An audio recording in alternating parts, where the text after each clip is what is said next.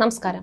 മലയാളികളുടെ ജനപ്രിയ നടനാണ് ദിലീപ്. ജനപ്രിയൻ എന്ന ലേബലിൽ ദിലീപ് അറിയപ്പെടുമ്പോൾ അത് പ്രേക്ഷകരുടെയും പിന്തുണ വളരെ പ്രധാനമാണ്. ദിലീപ് ചിത്രങ്ങൾ ഒരു കുടുംബത്തിനൊപ്പം ഇരുന്ന് ആസ്വദിക്കാനുള്ള വകയുണ്ടാകുമെന്ന പ്രതീക്ഷ എപ്പോഴും പ്രേക്ഷകർക്കുണ്ട്. മിനിമം ഗ്യാരണ്ടി നൽകാൻ കഴിയുന്ന നടന്മാരുടെ ലിസ്റ്റിലുള്ള താരങ്ങൾ ഒരാളാണ് ദിലീപ്. എന്നാൽ വിവാദത്തിലും കേസിലും ഉൾപ്പെട്ട ശേഷം വിരളമായി മാത്രമേ ദിലീപ് സിനിമകൾ തിയേറ്ററിൽ എത്തുന്നുള്ളൂ. മറ്റൊരു താരത്തിനും ചെയ്യാൻ സാധിക്കാത്ത വിധത്തിലുള്ള വേഷങ്ങളാണ് ദിലീപ് അവതരിപ്പിച്ചിട്ടുള്ളത്.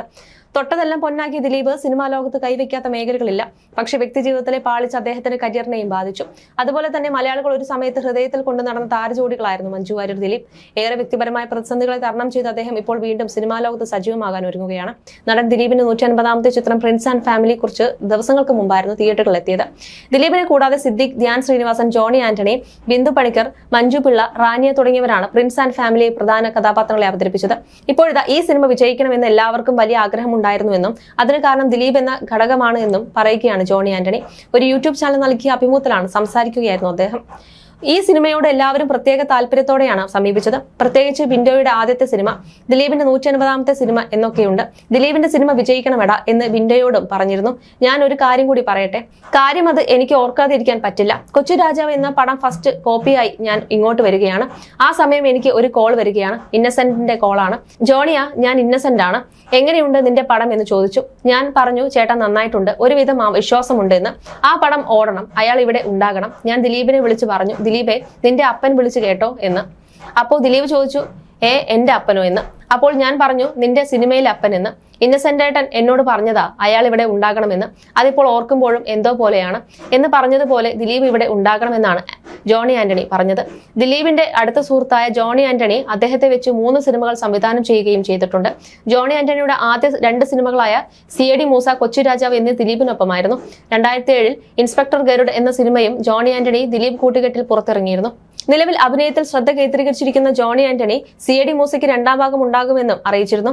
ഞാൻ മാജിക് ഫ്രെയിംസിന്റെ സിനിമയിൽ ആദ്യമായിട്ടാണ് അഭിനയിക്കുന്നത്, പക്ഷേ പണ്ട് മുതൽ തന്നെ അറിയാം.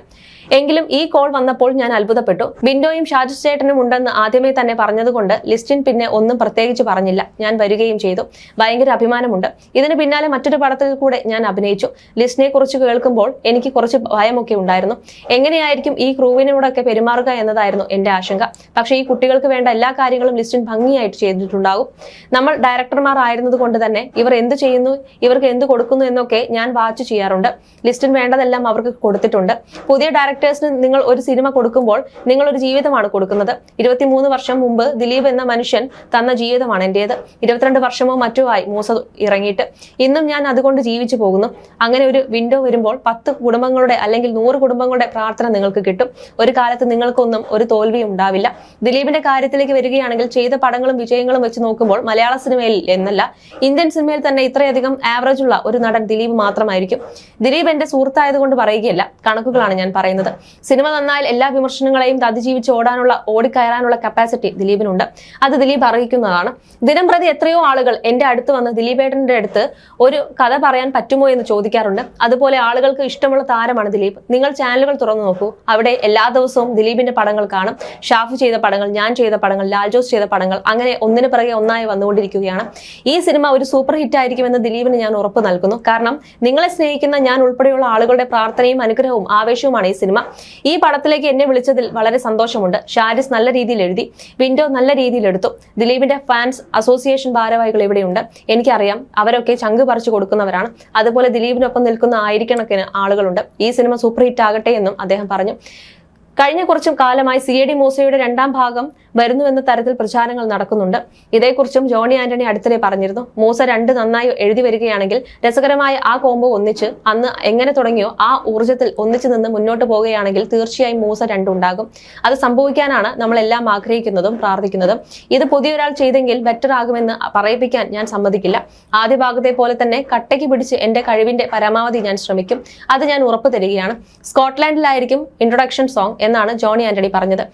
ആദ്യ ഭാഗത്തുണ്ടായിരുന്ന പല അഭിനേതാക്കളും ഇന്നില്ലല്ലോ എന്ന ചോദ്യത്തിന് തുടർച്ചകൾ വന്നിട്ടുള്ള സിനിമകളിൽ ഒരിക്കലും ഒരു കഥാപാത്രം നിലനിൽക്കണമെന്ന് നിർബന്ധമില്ല. എനിക്ക് തോന്നുന്നു 2ാം ഭാഗത്തിൽ മൂസയും അർജുനും ഉണ്ടായാൽ മതി. ഇങ്ങനെ ചിന്തിച്ചാലേ പറ്റുള്ളൂ. ഇല്ലാത്തവരെ നമുക്ക് കൊണ്ടുവരാൻ പറ്റില്ല. നഷ്ടങ്ങൾ തന്നെയാണ്. പക്ഷേ പുതിയ ആൾക്കാരെ വെച്ചത് നികത്താൻ ശ്രമിക്കും. ഒരുപാട് കടമകൾ ഉണ്ട് അതിന് എന്നായിരുന്നു ജോണി ആന്റണിയുടെ മറുപടി. CID മൂസ എടുക്കുന്നത് ദിലീപിന്റെ പ്രതിസന്ധി പരിഹരിക്കാനല്ല. ദിലീപിന്റെ പ്രതിസന്ധിയുടെ പീക്ക് ടൈമിൽ നിൽക്കുമ്പോഴാണല്ലോ രാംലീല വരുന്നത്. സിനിമ സംബന്ധമായി ദിലീപിന് ഒരു പ്രതിസന്ധി ഉണ്ടെന്ന് ഞാൻ കരുതുന്നില്ല.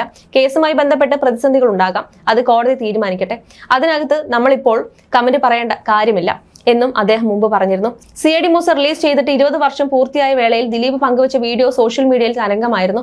മൂസ വീണ്ടും തിരിച്ചു വരും. CID മൂസയുടെ 20 വർഷങ്ങൾ എന്നാണ് ദിലീപ് കുറിച്ചത്. ഇത് സിനിമാ പ്രേമികൾക്ക് ആവേശം പകർന്നിരുന്നു. ഇപ്പോൾ ജോണി ആന്റണിയുടെ വാക്കുകൾക്ക് പിന്നാലെ ദിലീപിൽ നിന്നും ആ പ്രഖ്യാപനം ഉടൻ ഉണ്ടാകുമെന്ന പ്രതീക്ഷയിലാണ് ആരാധകർ.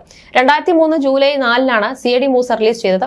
ഗ്രാൻഡ് പ്രൊഡക്ഷൻസിന്റെ ബാനറിൽ ദിലീപ്, അനു എന്നിവർ ചേർന്ന് നിർമ്മിച്ച CID മൂസയ്ക്ക് തിരക്കഥ ഒരുക്കിയത് ഉദയ് കൃഷ്ണ, CVK തോമസ് ആണ്. ഭാവന, കൊച്ചിൻ അനീഫ, ഒടുവിൽ ഉണ്ണികൃഷ്ണൻ, ഹരിശ്രീ അശോകൻ, സലീം കുമാർ, സുകുമാരി, ബിന്ദു പണിക്കർ, മുരളി, ക്യാപ്റ്റൻ രാജു, ഇന്ദ്രൻസ് തുടങ്ങി വലിയ താരനിര തന്നെ ചിത്രത്തിൽ അണിനിരന്നിരുന്നു. ജോണി ആന്റണിയുടെ സംവിധാനത്തിൽ പുറത്തിറങ്ങിയ ചിത്രം കൊച്ചുകുട്ടികൾ മുതൽ മുതിർന്നവർ വരെ ഒന്നടങ്കം ഒരുപോലെ ആസ്വദിച്ചു. ടെലിവിഷനിൽ സംരക്ഷണം ചെയ്യുമ്പോൾ ഇന്നും ആവർത്തിച്ചു കാണുന്ന ഈ സിനിമ മലയാളികൾക്ക് സമ്മാനിച്ചത് ചിരിയുടെ മാലപ്പടക്കമായിരുന്നു. അത്തരത്തിലൊരു സിനിമ ഇനി ഇൻഡസ്ട്രിയിൽ ഉണ്ടാകുമോ എന്ന കാര്യത്തിൽ സംശയമാണ്.